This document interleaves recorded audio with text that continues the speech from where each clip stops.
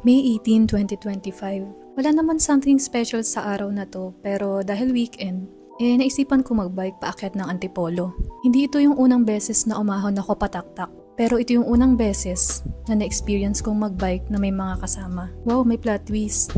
6 AM nung umalis ako ng bahay. Taga-Mambugan lang kasi ako. O diba, ang lapit lang. Tapos tamad pa minsan magbike. Di ko na nakuhaan ng video yung start ng ahon. Pero nung paahon na, may isang sumasabay sa akin na kasamahan din namin. Kaso dahil mabagal talaga ako sa ahon, pinauna ko na sila. Kita-kits na lang kami kako doon sa taas. Isa sa nakakatuwang part ng ride tuwing weekend ay yung mga makakasabay mong siklista rin. Parang may instant community. Kahit di mo sila kilala, sabay kayong umaahon.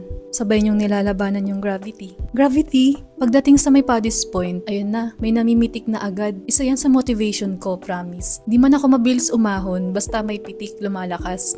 Si Kuya DM Bike Shots pala yan.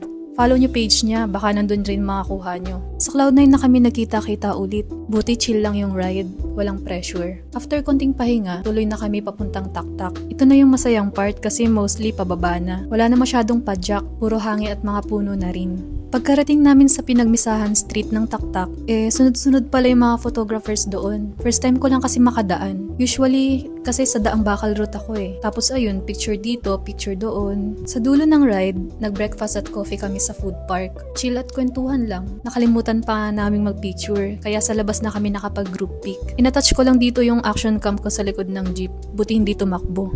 Tapos after neto, umuwi na kami. Sa isa ng kumalas at nagpaalam, banda sa hilera ng mga natitinda ng kasoy. Masaya palang magbike with the group, hindi lang sa ride, kundi sa kwentuhan. At hintayan din, every stop. Sa susunod, itatry ko ulit sumama.